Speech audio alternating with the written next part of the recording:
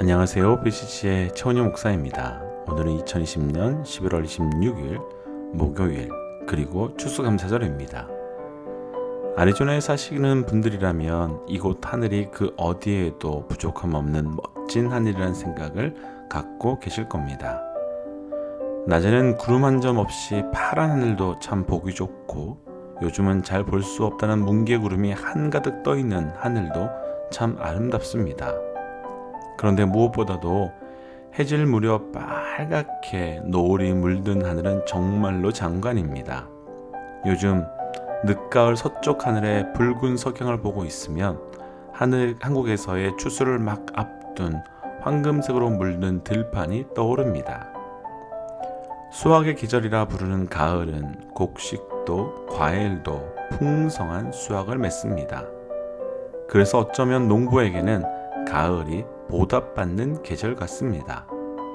그런데 풍성한 수확을 얻기 위해서는 한 해 동안 농부의 땀과 수고가 있어야 합니다. 제일 먼저는 좋은 땅에 씨를 뿌려야 합니다. 그러나 아무리 좋은 씨앗도 거칠고 마른 땅에 뿌려지면 싹을 틔우기가 어렵기 때문에 씨가 뿌려진 밭을 돌보아야 합니다. 그래서 씨가 뿌려진 그 다음부터의 농부의 부지런함은 정말로 많이 필요합니다. 1년 내내 쉬지 않는 농부의 손길로 돌본 농작물이 비로소 가을에 풍성한 수확을 맺게 됩니다. 그리고 한 가지 더, 제때 비가 오고 알맞은 햇빛이 비춰줘야만 풍성한 수확을 거둘 수 있습니다. 하지만 이건 농부의 노력으로는 어쩔 수 없는 부분입니다. 자신이 할 수 있는 것에 대해선 최선을 다하지만 그 다음은 철저히 하늘에, 곧 하나님께 맡겨야 합니다. 그래야 풍성한 열매를 맺을 수 있기 때문입니다. 우리의 삶도 그렇습니다. 우리가 최선을 다해서 그 결과를 맺은 것처럼 보이지만 하나님의 철저한 함께하심의 은혜가 없었다면 이 모든 것이 불가능한 것입니다. 우리가 감사해야 되는 이유도 또 우리가 감사할 수밖에 없는 이유가 바로 이것입니다. 사실 올 한 해는 다들 유난히 힘든 시간들이 참 많았고 또 그런 시간을 지금도 보내고 있습니다. 그럼에도 불구하고 우리가 감사할 수 있는 건 우리 하나님께서 살아계신 유일한 한 분이라는 것, 그래서 내 삶에 함께 계시다는 것, 그것 하나면 충분하지 않겠습니까? 그래서 오늘 함께 나눌 찬양은 날 구원하신 주 감사라는 찬양입니다. 날 구원하신 주 감사, 모든 것 주신 감사, 지난 추억이 내 감사, 주 내 곁에 계시네. 향기로운 봄철의 감사, 외로운 가을날 감사, 사라진 눈물도 감사, 나의 영혼 평안해. 응답하신 기도 감사, 거절하신 것 감사, 헤쳐나온 풍랑 감사, 모든 것 채우시네. 아픔과 기쁨도 감사, 절망 중 위로 감사, 증량 못할 은혜 감사, 크신 사랑 감사해. 길가에 장미꽃 감사, 장미가시도 감사, 따스한 가정 희망 주신 것 감사, 기쁨과 슬픔도 감사, 하늘 평안을 감사, 내일의 희망을 감사,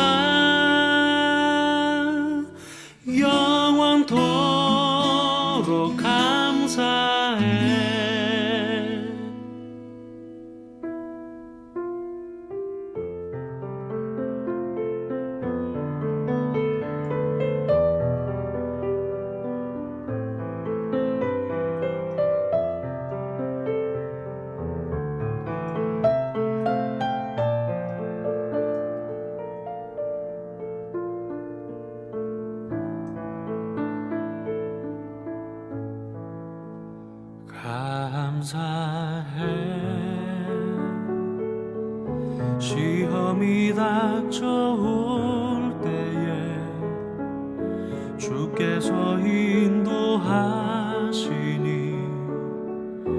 두려움 없네. 또 감사해. 고통이 찾아올 때에 주께서 지켜주시니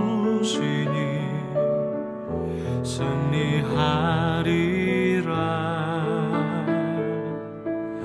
나의 모든 생활 속에서 주님이 함께 하시니 주님의 성령 나를 인도하시리. 시험이 나를 찾아올 때 주님 지켜주시리. 주님의 성령 나를 인도하시리. 나의 모든 생활 속에서 주님이 함께 하시니 주님의 성령 나를 인도하시리.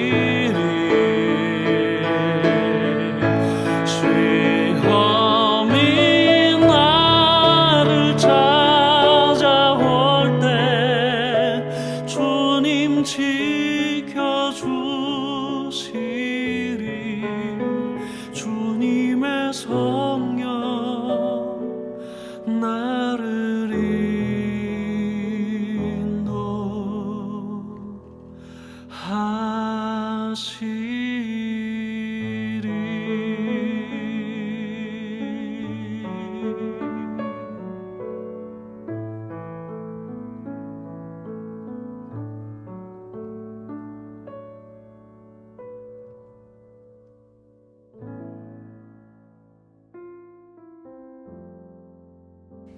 다니엘 5장 1절에서 12절 말씀. 벨사살 왕이 그의 귀족 1000명을 위하여 큰 잔치를 베풀고 그 1000명 앞에서 술을 마시니라. 벨사살이 술을 마실 때에 명하여 그의 부친 느부갓네살이 예루살렘 성전에서 탈취하여 온 금, 은 그릇을 가져오라고 명하였으니 이는 왕과 귀족들과 왕후들과 후궁들이 다 그것으로 마시려 함이었더라. 이에 예루살렘 하나님의 전 성소 중에서 탈취하여 온 금그릇을 가져오매 왕이 그 귀족들과 왕후들과 후궁들과 더불어 그것으로 마시더라. 그들이 술을 마시고는 그 금, 은, 구리, 쇠, 나무, 돌로 만든 신들을 찬양하니라. 그때 사람의 손가락들이 나타나서 왕궁 촛대 맞은편 석회벽에 글자를 쓰는데 왕이 그 글자 쓰는 손가락을 본지라. 이에 왕의 즐기던 얼굴빛이 변하고 그 생각이 번민하여 넓적다리 마디가 녹는 듯하고 그의 무릎이 서로 부딪힌지라.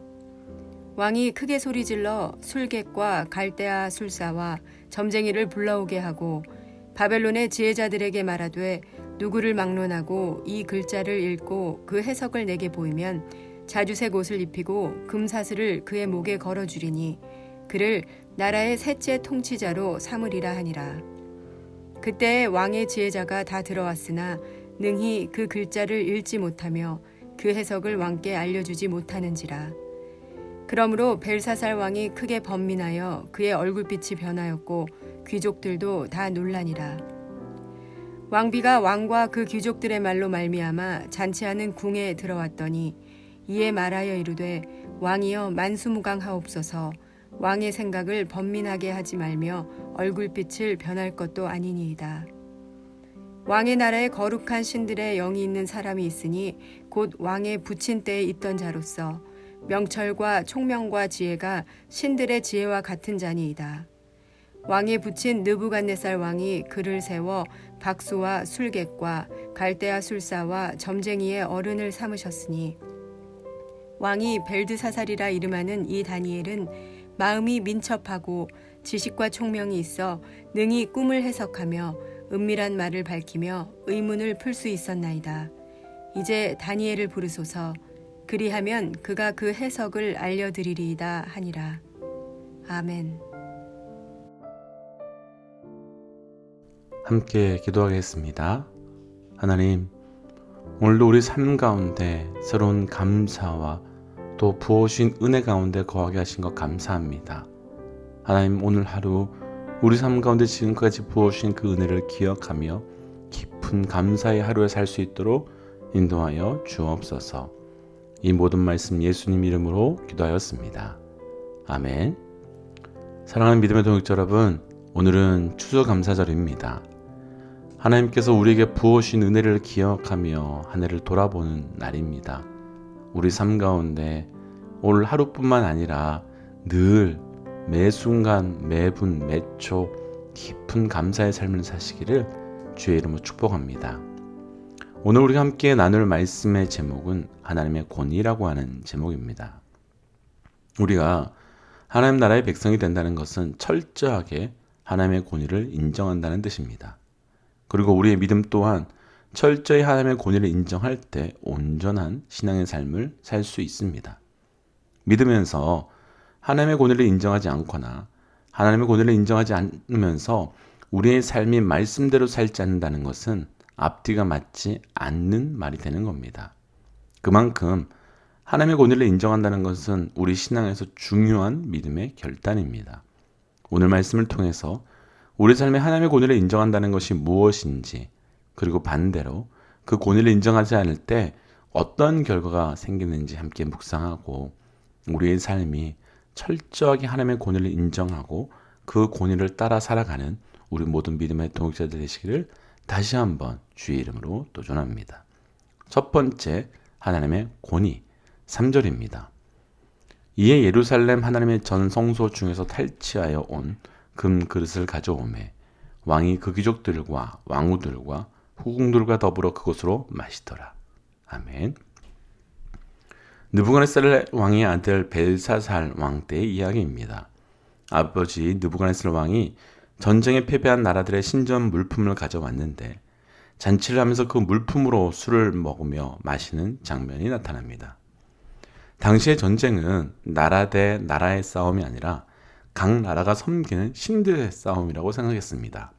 그래서 한 나라가 다른 나라를 이겼을 때에는 힘이 세서 이겼다고 보지 않고 우리나라의 신이 다른 나라의 신보다 강하고 힘이 있었기 때문에 이겼다고 보고 이긴 나라는 패배한 나라의 신전 물품을 가져오는 풍습이 있었습니다.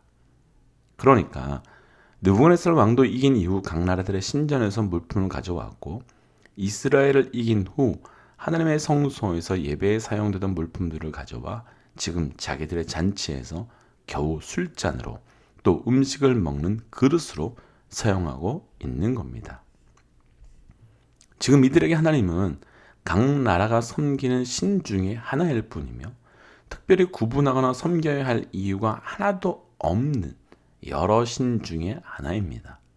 그러니까 하나님에 대한 어떤 두려움도 없고 하나님에 대한 어떤 높임도 없습니다. 여기서 현재 이들의 가장 강력한 문제가 나타납니다. 하나님을 하나님으로 인정하지 않고 하나님을 우상 중에 하나로 여깁니다. 하나님을 유일한 창조주로 여기지 않고 하나님을 각 나라가 섬기는 여러 우상 중에 겨우 하나로 여깁니다.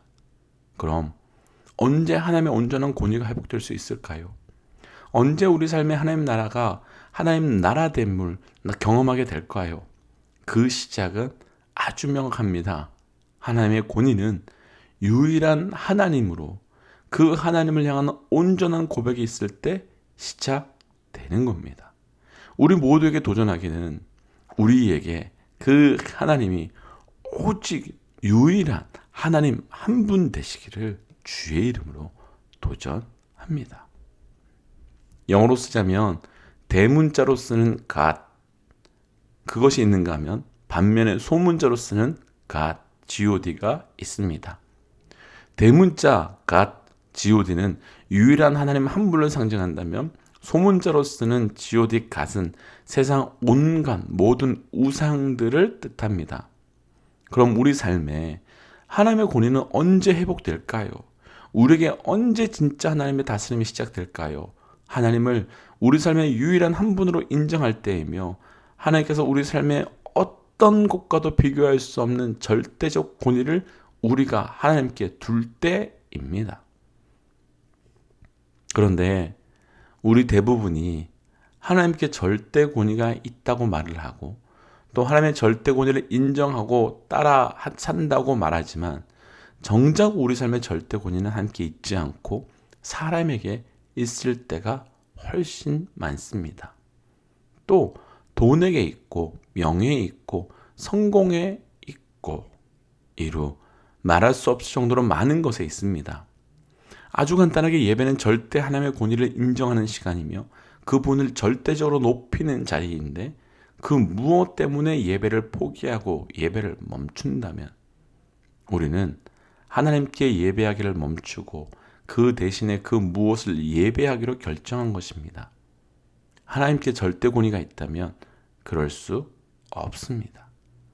하나님께 절대 권위가 있다면 우리 삶의 모든 방향, 시선이 그분에게 가 있어야 합니다.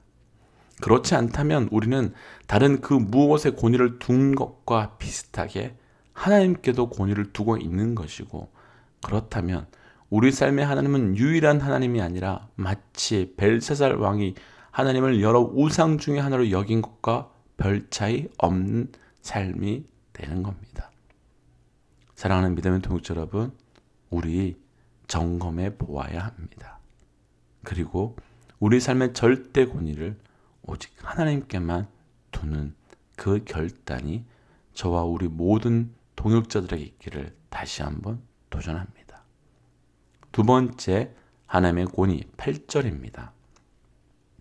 그때 왕의 지혜자가 다 들었으나 능히 그 글자를 읽지 못하며 그 해석을 왕께 알려주지 못하는지라.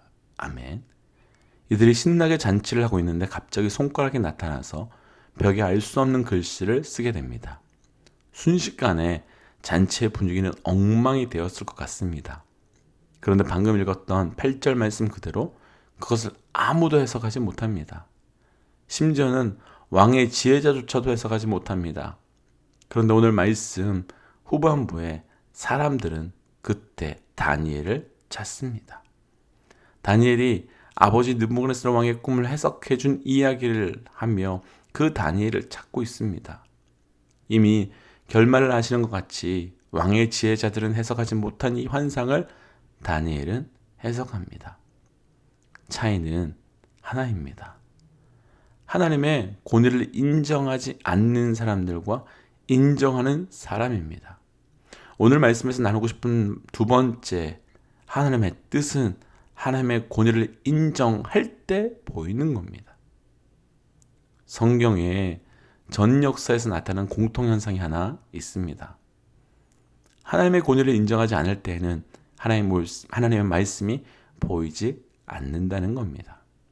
특별히 사무엘상 1장과 2장 당시에 대제사장이었던 엘리는 그의 아들들이 하나님의 예배를 무너뜨렸음에도 불구하고 그래서 백성들이 찾아와서 하나님께 범죄하고 있다는 말을 들었음에도 불구하고 그의 아들들에게 어떤 경고도 또 어떤 책임도 묻지 않습니다.